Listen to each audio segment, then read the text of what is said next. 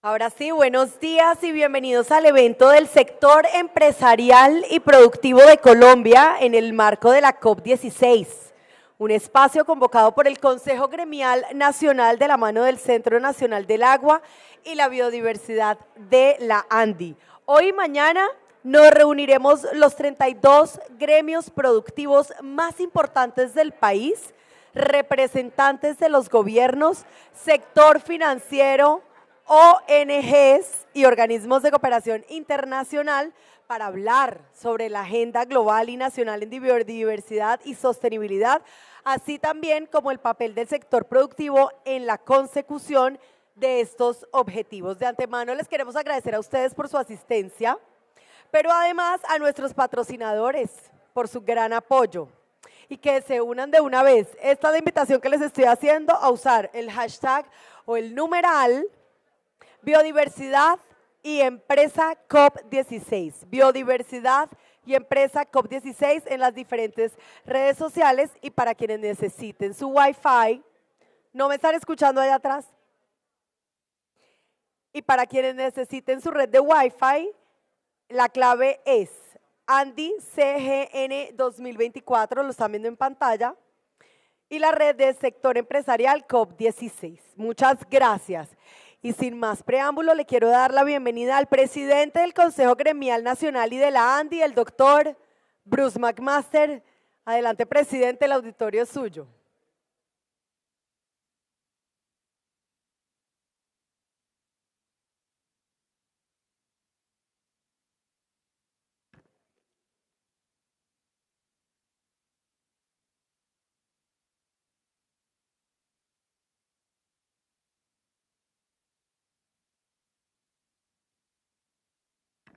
Buenos días a todos, gracias por estar acá.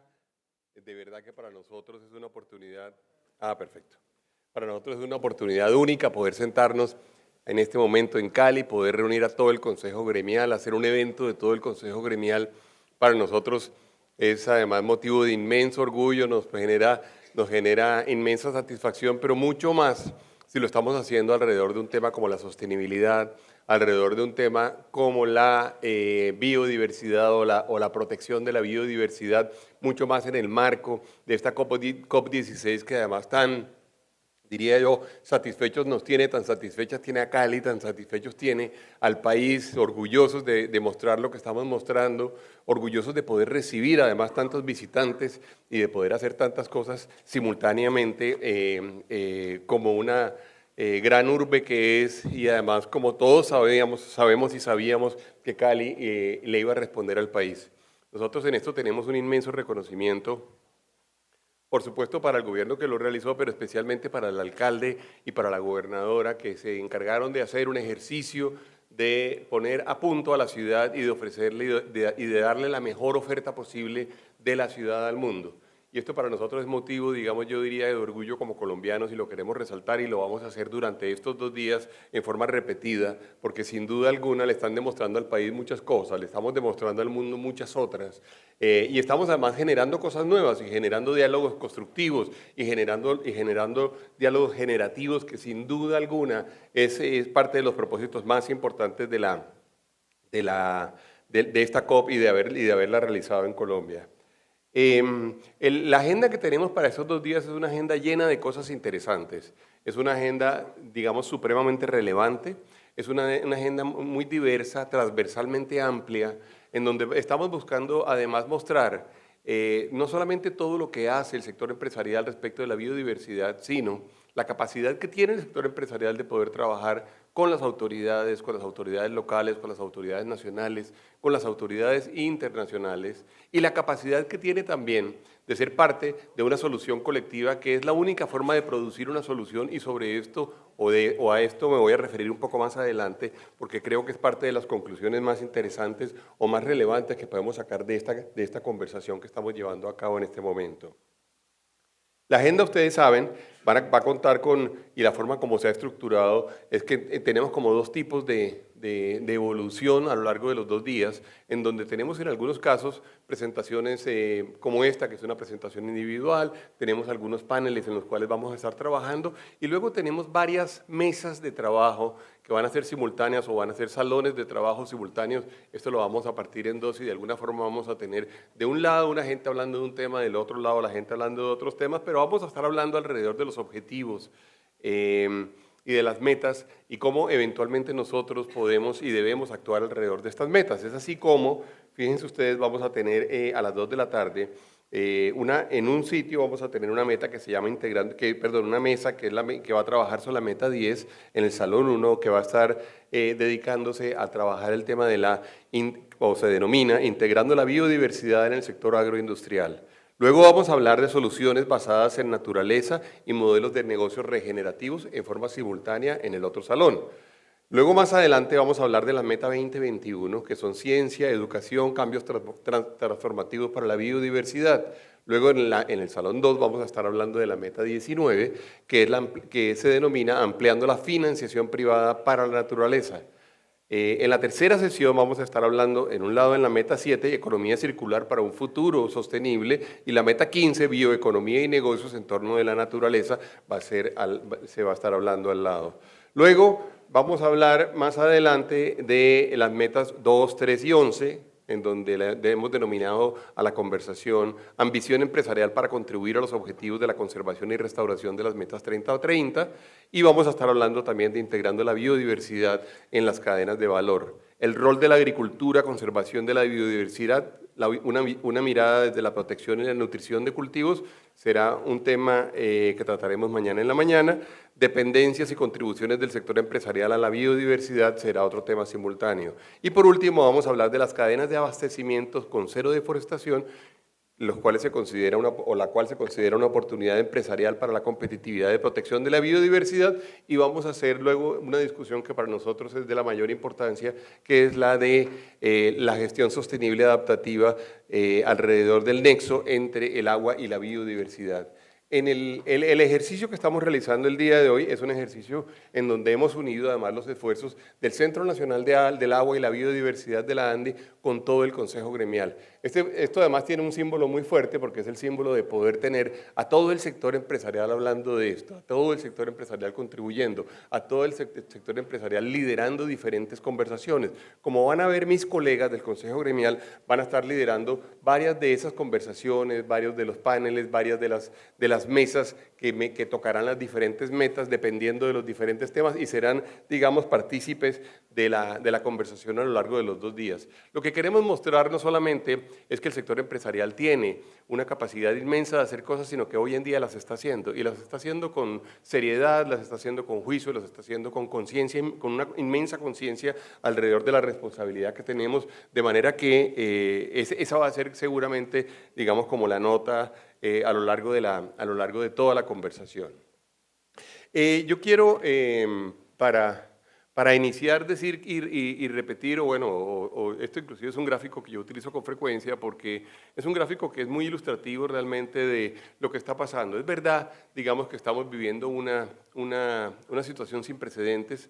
En una reunión que tuvimos antenoche, el delegado del secretario general de Naciones Unidas para los temas ambientales nos decía, no estamos hablando en este momento de una crisis grande, no estamos hablando de una crisis notoria, no estamos hablando de una crisis dramática, no, estamos hablando de una crisis que puede ser potencialmente catastrófica. Si nosotros no somos suficientemente conscientes de que estamos enfrentados a ello, seguramente no vamos a tomar las medidas que debemos tomar. Y yo creo que esta debe ser de alguna forma como la idea que tenemos nosotros que tener adelante. Ahora yo voy a decir varias cosas diciendo que no es que la humanidad no haya sido capaz de solucionar crisis, que no es que nosotros no sepamos cómo lidiar con algunas crisis, sino que esta crisis es una crisis distinta, tanto por sus causas como por sus posibles soluciones. Y por eso es importante, y yo debo decir, es especialmente llamativo que tengamos lo que estamos teniendo durante estos días en Cali y la conversación que estamos teniendo a nivel, digamos, realmente de tantas personas tocando el tema. Yo les decía ayer en un panel que de Business for Nation, yo decía, yo no hay la menor duda, tengo en este momento unos sentimientos encontrados, o tengo sentimientos encontrados, porque es cierto que nosotros en este momento, yo diría, tendríamos razones para pensar con optimismo. Cuando uno sale a la calle hoy en día en Cali, cuando uno va a la zona azul en Cali, cuando uno va a la zona verde en Cali, en este momento uno se encuentra una gran cantidad de gente verdaderamente decidida a trabajar, digamos, para tratar de superar estos inmensos desafíos. Y uno tiene motivos para decir, esto genera optimismo y el optimismo tiene fundamento porque nos estamos encontrando con gente de todo el planeta queriendo hacer lo mismo. Luego, yo sin duda tengo que plantear la pregunta de si lo que estamos haciendo es lo correcto, lo que estamos haciendo es suficiente, si las decisiones que estamos tomando son las decisiones que deberíamos tomar, si efectivamente las medidas que estamos tomando son las medidas que van en el camino que nos conduce a la solución de esta crisis que estamos enfrentando. Y yo diría que es una pregunta que nos tenemos que plantear todos de aquí en adelante de forma permanente. Entre otras cosas porque si para algo sirve, por ejemplo, el activismo político, es para despertar obligatoriamente conciencia, no obligatoriamente el activismo político conduce a las soluciones. Es muy bueno, digamos, generando alertas, pero no es especialmente experimentado en generar soluciones. Y tenemos que ver cómo hacemos para generar las soluciones. Y las soluciones, en mi opinión, no están dadas solamente por la presión activista sobre el resto de la humanidad, sino las soluciones tienen que darse obligatoriamente por el cambio de la actitud de toda la humanidad. Y para que eso se dé, no obligatoriamente, la presión desde unos hacia otros va a ser la que va a conducir a la solución que estamos nosotros necesitando o que está necesitando el planeta. Es verdad que lo que está sucediendo en términos de biodiversidad, se habla mucho más, todos lo sabemos, de cambio climático que de biodiversidad, no gratuitamente. Las COPs ya de cambio climático ya van por 26 y 27, y estamos hablando en el caso de biodiversidad por la COP16, la Conferencia de las Partes. Dicho esto, lo cierto es que la biodiversidad está íntimamente relacionado al tema de la sostenibilidad o del tema grande de sostenibilidad que estamos conversando hoy en día. El deterioro de la biodiversidad tiene varios efectos. Uno de ellos es que afecta sin duda la capacidad de generar resiliencia por parte de los ecosistemas o de los sistemas naturales. En algunos casos compromete nuestras fuentes de agua, en otros casos afecta la estabilidad climática y ya lo sabemos, ya nos explicamos, digamos, lo que sucede, por ejemplo, en Bogotá o en la zona del altiplano alrededor de las sequías que se han producido, de las faltas de lluvias con razones que probablemente provienen de la Amazonia. Y ya es cierto también que cuando tenemos estos dos problemas, estamos hablando ya de un tema inclusive mucho más del día a día, como es la estabilidad y la sostenibilidad alimenticia y la capacidad de generar seguridad alimentaria. De manera que lo que estamos hablando sin duda alguna nos genera a nosotros inmensos desafíos y yo diría que es un llamado a la acción lo que queremos hacer nosotros, es un llamado, es una alerta, pero es una alerta que tiene que conducir a la conducción de soluciones y a la conducción de nuevas alternativas. Cuando uno trata de medir algunos temas, digamos, que relacionan, digamos, la biodiversidad con la economía, nos encontramos, y fíjense ustedes cómo el BID, por ejemplo, en un reciente estudio señala que una disminución global en las poblaciones de especies del mundo en un 69% se ha presentado en América Latina y que el Caribe es la región más afectada con una pérdida de cerca del 94% de sus especies. No que se hayan perdido la totalidad de los miembros de cada especie, sino que ha habido afectación en 94 de las especies de alguna forma en la región de Latinoamérica del Caribe. Más del 50% global del PIB depende en gran medida de la naturaleza. Esa idea o esa posibilidad de que nosotros pensemos que vamos a poder negar el efecto de la naturaleza sobre la economía es una idea que no solamente es caduca, sino es tremendamente pobre, es tremendamente miope. En realidad, cualquier efecto que nosotros querramos producir en términos de soluciones de desarrollo económico o desarrollo social tendrá que pasar o pasa obligatoriamente por mantener una naturaleza sostenible. No hay forma de hacerlo sin biodiversidad y también el dato de que América Latina y el Caribe alberga el 40% de la biodiversidad global y el 60% de la vida terrestre y marina, pues nos habla también de los efectos que tiene eventualmente afectaciones importantes en términos de la biodiversidad y de la biodiversidad en nuestro continente. Hay algunos datos que son muy interesantes. Cuando se habla de cifras económicas, son más de 44 trillones de dólares que dependen de la naturaleza en términos de la economía total mundial. Y se considera que hay dentro de las industrias, hay industrias que son altísimamente dependientes de la naturaleza, que generan el 15% del PIB, y moderadamente dependientes del 37% del PIB mundial. De manera que la degradación de los ecosistemas eventualmente termina afectando fundamentalmente muchas otras variables, pero la capacidad del ser humano de producir sostenibilidad, de producir riqueza, de mantener a su gente, de tener alimentos y también de generar de alguna forma desarrollo.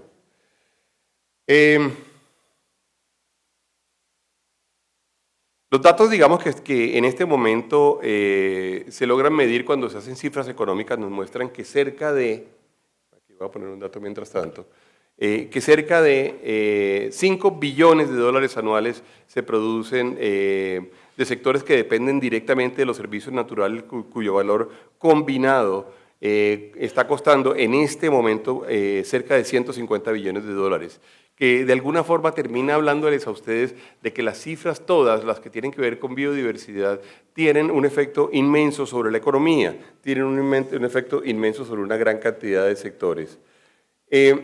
Perdón, voy a devolver un poco. Estos países son países que además están dentro de los países más biodiversos del mundo y todo el mundo lo sabe. Lo sabemos nosotros, nos generan esa responsabilidad, la debemos generar, la debemos asumir.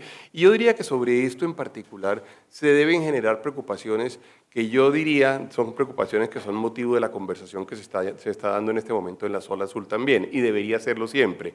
Y es la pregunta de si es verdad que nosotros tenemos tanta o esa preponderancia en términos de la responsabilidad ambiental que tienen esos 5 países. La pregunta es, desde el punto de vista económico, desde el punto de vista de acciones sociales, ¿será que estos 5 países son los únicos que tienen la responsabilidad de salvar el planeta?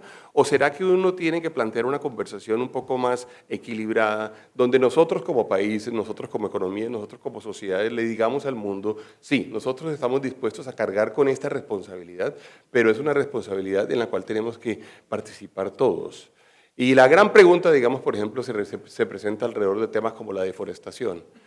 Yo debo decir que la responsabilidad de deforestación la entendemos prácticamente todos. Para muchos es una responsabilidad ineludible, para otros es una responsabilidad que eventualmente pues, merece o permite ser pasada por encima. Pero lo cierto es que nos encontramos con que la pregunta al final debe ser una pregunta mucho más global. ¿Debe el planeta esperar que estas economías de estos países sean las únicas responsables de mantener los ecosistemas y la biodiversidad de sus entornos? Debe ser una responsabilidad mucho más global. Debemos pedirle nosotros al resto del mundo que efectivamente sea parte de la solución, inclusive parte de los costos. Por eso las conversaciones que se están dando hoy en día alrededor, por ejemplo, de la conversión o la sustitución de deuda por acción climática, a mí me parece que son correctas. A mí me parece que ponen el dedo realmente en la herida, en el sentido de plantear la pregunta de si es una responsabilidad solamente de nosotros o es una responsabilidad mundial. Ahora, probablemente no sea ese el único mecanismo que sirva o el único mecanismo que se pueda y se deba implementar. Probablemente haya muchos otros mecanismos en los cuales podamos trabajar, pero lo cierto es que nuestros países sí deben decir, somos capaces de asumir esa responsabilidad, pero la asumimos conjuntamente con el resto del planeta. En el caso colombiano, les mencionaba, así como di los datos que di sobre la relación entre la biodiversidad y el Producto Interno Bruto, estamos hablando del 48% del Interno Bruto en términos de provenir o de que el 48% del PIB de Colombia proviene de industrias que dependen moderada o altamente de la naturaleza. Cifra que se parece a la cifra mundial de la cual les hablé ahorita, pero cifra que nos otorga a nosotros una inmensa responsabilidad. Con un tema que no podemos evitar y no debemos tampoco negarlo, y lo mencionaba yo ayer en la conversación en Naciones Unidas. Recordemos que además estos 5 países de los cuales hablaba yo ahorita, y especialmente en el caso de Colombia, también son países en los cuales la informalidad empresarial es gigantesca. Y es verdad que ustedes se encuentran aquí dentro del sector gremial la representación del 80% del PIB, y es verdad que se encuentra la representación de la totalidad prácticamente del PIB formal, pero también hay una parte muy importante de nuestra economía que no es formal. Y nos tenemos que plantear la pregunta de cómo vamos a hacer nosotros para no ignorar ese hecho, así como lo ignoramos a veces desde el punto de vista laboral, lo ignoramos desde el punto de vista tributario, lo ignoramos desde el punto de vista de normas, por ejemplo, de salud. Realmente, ¿qué hacemos nosotros para que esa informalidad no sea ignorada y podamos encontrarnos mecanismos mediante los cuales se logra involucrar a ese mundo informal dentro de esta solución que tiene que ser una solución global? Ahora bien, hay muchas cosas que se están haciendo en este momento. Yo diría que para esto quizá tenemos que irnos de alguna forma hacia la conversación alrededor de la COP15, que fue la COP que se llevó a cabo en Montreal, en donde se encontraron en ese momento más de 400 instituciones comerciales y financieras de 52 países. Se estima que con los ingresos combinados de esas instituciones fueron de cerca de $2 billones y que de alguna forma decidieron influir en los gobiernos para adoptar la meta 15 del Acuerdo Global de Biodiversidad. Recuerden ustedes, solo como paréntesis, que cuando tenemos los datos de las diferentes, de la presencia hoy en día del sector empresarial en esta COP de lejos es la COP con mayor presencia empresarial de todas las que se han llevado a cabo hasta ahora en temas de biodiversidad. Esta COP, les hablaba yo ahorita y les mencionaba una cifra, les decía 400 instituciones comerciales y financieras de 52 países. Pues bien, esta COP que estamos viviendo en Cali hoy en día tiene 3.000 empresas presentes. La cual es una cifra pues de verdad, pues además yo diría conmovedora en cierta forma, porque de alguna forma indica, digamos, la gente o las empresas y el mundo empresarial y el mundo productivo cómo está verdaderamente comprometido con esto, pero también indica que la solución tiene que ser una solución multipartita y de eso voy a hablar ahorita. De esas 3.000 empresas hay 800 empresas colombianas, que es una cifra realmente grande. Yo me tomé el trabajo en el Business Forum del domingo de tratar de identificar un poco cuántas de las que estaban en ese Business Forum eran empresas que eran empresas de emprendedores o del grupo que nosotros tenemos en la ANDI, que se denomina ANDI del Futuro, y nos encontramos con que había más de 60 representantes de esas empresas. Realmente lo que tenemos es una actividad muy, no diría yo frenética, pero muy dinámica, desde el punto de vista empresarial, y la verdad es que con esa norma, digamos, incluida dentro de la COP15, la de Canadá, que es la meta que a su vez también es la meta 15 y 19, se ha generado una nueva dinámica que yo creo que puede ser parte o nos puede conducir a tener optimismo alrededor de las soluciones. Diciendo que, y si ustedes se dan cuenta y aparece ahí en el recuadro de más a la derecha, en el que está en naranja, que esas metas le otorgan una entrada directa a las empresas para que puedan contribuir a la creación del marco global de biodiversidad, que es el GBF, que aparece allí enmarcado con sus siglas o sus iniciales en inglés. Esto lo que significa es que al final se abrió la discusión, ya formalmente se abrió la discusión para que la discusión incluya compañías, para que la discusión incluya sector empresarial, incluya sector productivo, y es muy importante. Ahora, hay sin duda otras metas, como las metas ahí aparecen las 2, 3, 7, 10, 11 y 20, que contribuyen directamente a las empresas en sus actividades productivas y relaciones con el entorno. Estas metas resultado que tienen que ver mucho más con la capacidad que tengamos de lograr unos objetivos en particular, que son las 5, 6, 8, 16 y 21, y metas reguladoras que son las 14, 18 y 22, que habilitan a las empresas para dar cumplimiento a las metas anteriores. Lo que tenemos nosotros entonces es una conversación que ya se ha abierto, que ya se ha vuelto, digamos, dinámica con el sector empresarial. Por eso, entre otras, decidimos nosotros hacer este evento, side event, paralelo al evento de la zona azul, pero que además, como ustedes bien saben, nos costó trabajo hasta además poder darle cupo a todos los que quisieron venir. Tuvimos inclusive, infortunadamente, que cerrar en un momento dado las inscripciones porque no teníamos ya, digamos, más cupo físicamente, no se nota en este momento ya en el salón, pero no teníamos más cupo para poder darle entrada a más personas que seguramente hubieran querido estar aquí. En el marco global de biodiversidad, el GBF, del cual les estaba hablando yo ahorita, hay algunas decisiones, digamos, en donde se dispone que las empresas hagan ciertas cosas de aquí en adelante y que de alguna forma deban ser incluidas en todo su ejercicio. Por una parte, que hagan periódicamente un seguimiento y evaluación de riesgos. Por otra parte, que proporcionen la información necesaria a los consumidores con el fin de promover modalidades de consumo sostenible y por otra parte, que informen sobre el cumplimiento de los reglamentos y medidas de acceso y participación en los beneficios según proceda, y dice, con el fin de reducir progresivamente los impactos negativos. Con base en este compromiso que se genera, entonces, les mencionaba en la COP15, en particular desde el Centro Nacional del Agua, y muchos gremios trabajan con nosotros en este ejercicio y trabajan individualmente también desde cada uno de sus ámbitos. En el Centro Nacional del Agua hicimos o lideramos un proceso para la construcción de la ruta de biodiversidad y empresa, y es un poco... Está el dato, digamos, está el marco, digamos, de la COP, el marco internacional, está el marco para los países, que además es el NBSAP o el NBSAP. Ustedes lo habrán oído mencionar mucho durante estos días, que es el que tienen que presentar cada uno de los países. Colombia presentó el suyo el día 21 de octubre, lo presentó en la zona azul a Naciones Unidas, y está esta ruta que la construye el sector empresarial en forma directa para nosotros darle cumplimiento a la parte de la responsabilidad que tenemos nosotros por delante. Y con base en ese mandato, hicimos un ejercicio que incluye 28 espacios de trabajo que se realizaron a lo largo de este tiempo entre el año 2023 y 2024, 5 talleres regionales, convocamos a más de 1.500 empresas, 130 aliados de otros sectores, que incluye otros gremios, empresas, expertos, sector público, academia y ONGs.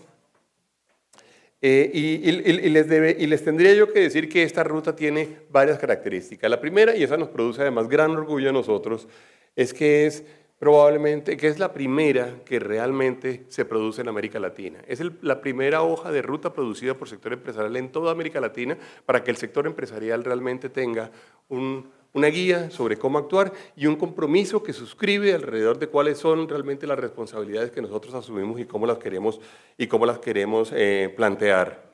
Tenemos 3 tipos de metas, que unas son metas determinantes, otras son metas objetivos y por último metas de resultado, buscando orientar, como dice en el recuadro de arriba, orientar a las empresas en el reconocimiento y gestión de la biodiversidad en su modelo de negocio y en su operación diaria.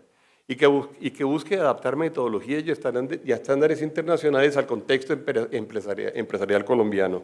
Por ahora, lo que tenemos nosotros es una acción meramente voluntaria, en donde básicamente lo que estamos haciendo es invitando y estamos permitiendo que o las empresas que estén interesadas puedan adoptarla, lo cual sin duda alguna pues, nos genera una versión, digamos, muy constructiva de lo que se puede hacer de aquí en adelante. La hoja de ruta tiene entonces por lo menos 5 componentes de los cuales quiero hablar ahorita. Por una parte, incluye un diagnóstico, digamos en términos de la madurez del sector empresarial y la biodiversidad.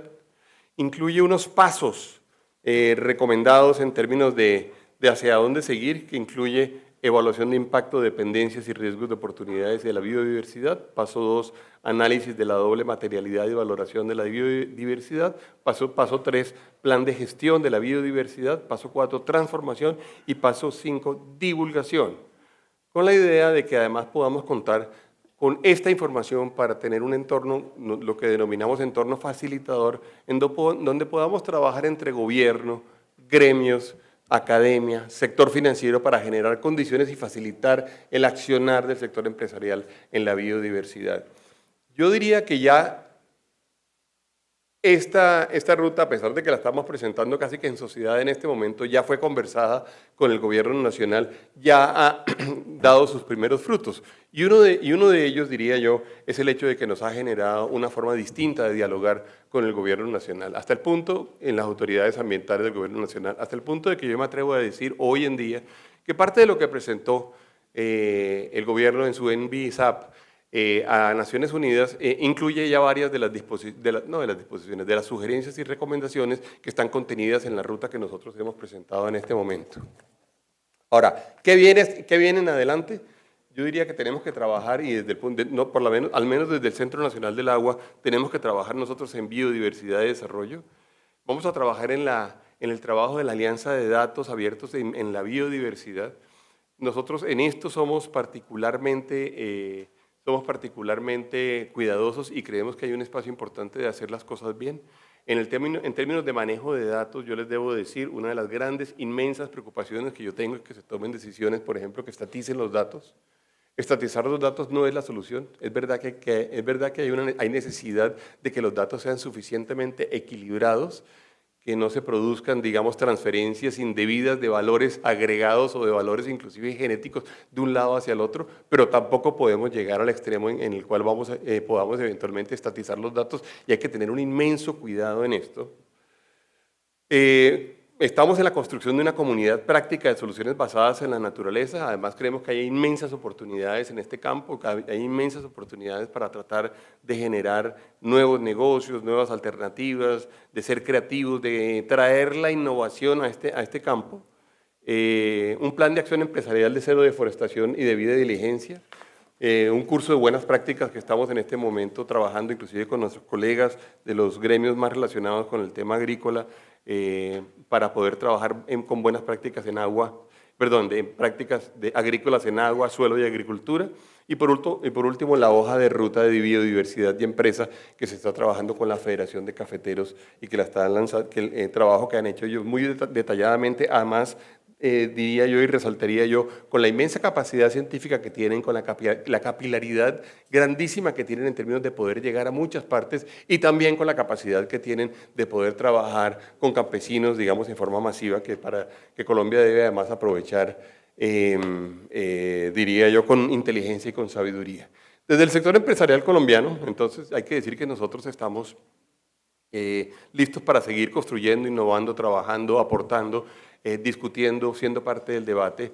Y yo quiero terminar haciendo como una reflexión alrededor de cuál es el tipo de soluciones que nosotros creemos se pueden y se deben implementar y pueden tener mayor efecto en términos no solamente de la discusión de biodiversidad, pero también de la discusión en términos de sostenibilidad.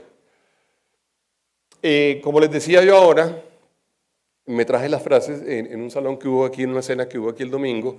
Me traje la frase del delegado del secretario general de Naciones Unidas diciendo: no se trata de una crisis potencialmente dramática, es una crisis potencialmente catastrófica. Y tenemos que ser conscientes de eso. Realmente, frente a lo que estamos, es una cosa grande, una cosa que se nos puede salir de las manos, que si se sale de las manos realmente va a terminar teniendo un efecto irreversible sobre el planeta y, por supuesto, sobre la especie humana. La discusión sobre cambio climático, pues yo espero que no exista todavía la idea de algunos políticos de decir que no existe, o que el cambio climático es una ficción, o que el cambio climático son fake news. Digamos, inaceptable que eso suceda. Hay que decir que el planeta Tierra, históricamente, ha vivido múltiples cambios climáticos, múltiples, y tenemos historias todos de los casos en los cuales hubo glaciaciones, o hubo inmensos deshielos, o hubo, por ejemplo, épocas de increíbles sequías que se estima puede haber sido la razón principal por la cual desaparecieron algunas de las civilizaciones más valiosas de la historia. Y cada vez que uno se pregunta qué pasó con los mayas, y probablemente lo que pasó con los mayas tiene que ver con sequías y con los gemeres, y de pronto también con los gemeres lo que hubo fue el problema de una inmensa sequía. Casi siempre se busca o se trata, y es probable que con razón se otorgue, digamos, la responsabilidad de una sequía, de la desaparición de una civilización.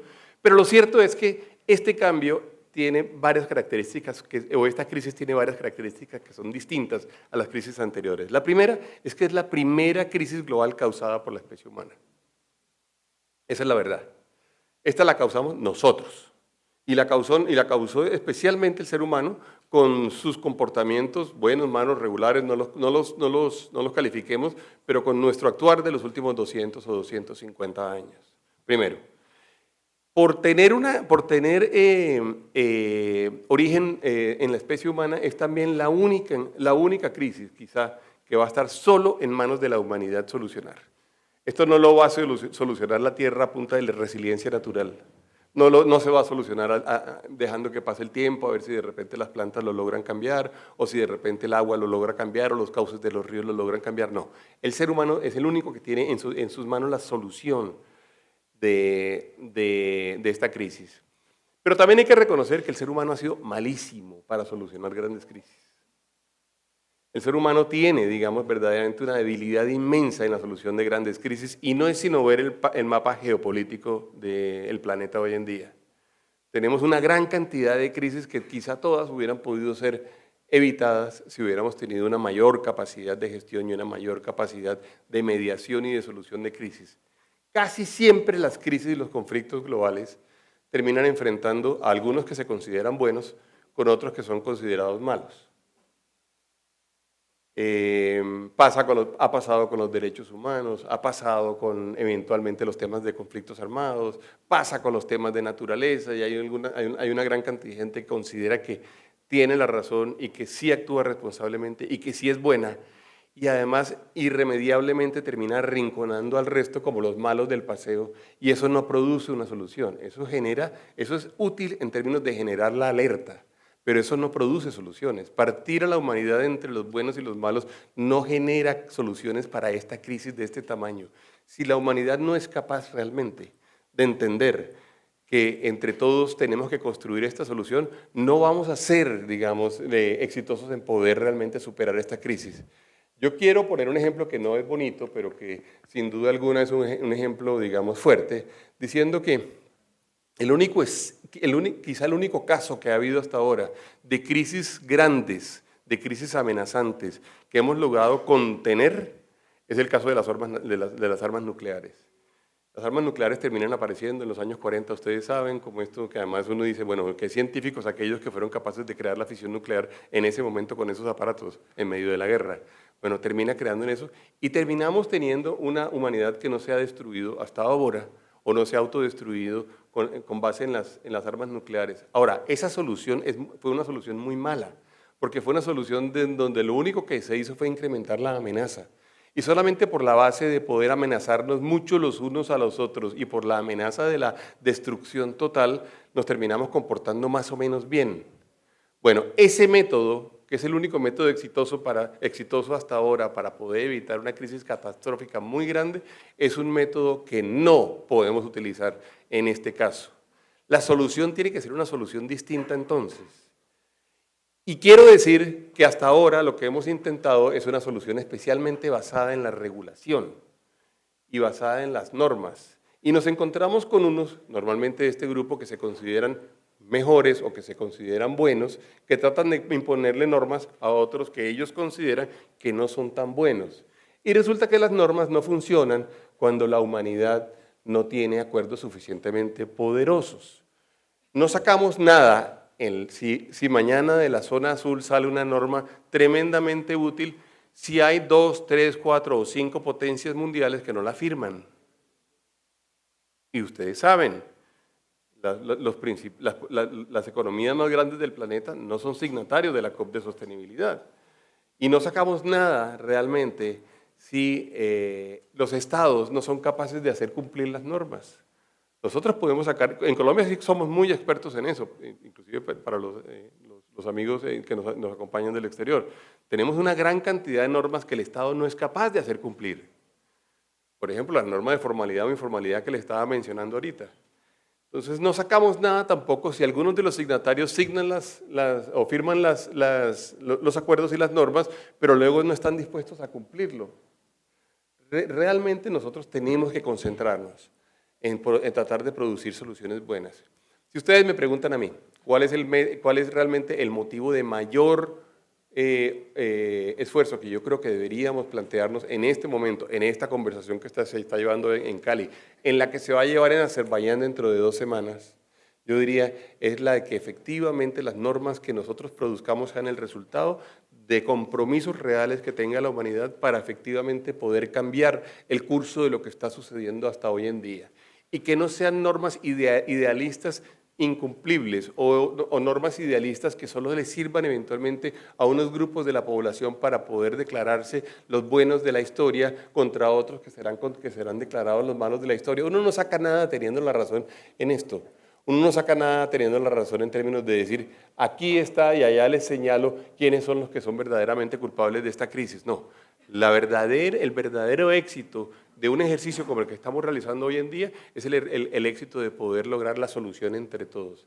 Y en ese orden de ideas, la participación del sector empresarial, que de alguna forma es sin duda alguna, quizá más grande que la suma del sector empresarial del planeta, es más grande que los gobiernos del planeta en términos de su capacidad de actuar, en su capacidad de interactuar con la gente, en su capacidad de tener presencia en el territorio, en su capacidad de producir cambios, en su capacidad de generar innovaciones, en su capacidad de generar nuevas prácticas. Si no contamos y no trabajamos con el sector privado como un actor muy potente, muy fuerte, muy útil para producir estos cambios, no vamos a producir la solución que tiene que ser una solución dramática que se produzca en los próximos años para que logremos la sostenibilidad del planeta. Les tenía el dato, bueno, me adelanté un poco ya para terminar, pero les tenía el dato de cómo era la participación o cómo había sido la participación en la COP de las 3.000 empresas a nivel mundial y las 800 locales. Pero quizá decir que ojalá que de aquí en adelante y pongamos de nuestra parte todos nosotros, pero hablemos con los reguladores y hablemos con los reguladores locales. Este problema de la regulación no es un problema exclusivo, digamos, de los entes multilaterales o de las grandes autoridades mundiales. Es también lo que pasa normalmente con toda la regulación local. Una regulación donde se pide una cantidad de cosas que luego no vamos a ser capaces de hacer cumplir, si acaso la cumplen solamente los formales, si acaso lo cumple solamente un grupo que son los especialmente vigilados y terminamos teniendo nosotros una solución que no es la solución que estamos llevando a cabo. Yo les diría que gracias por estar aquí, gracias por poner su grano de arena en esta conversación, gracias por ser activos en esta conversación.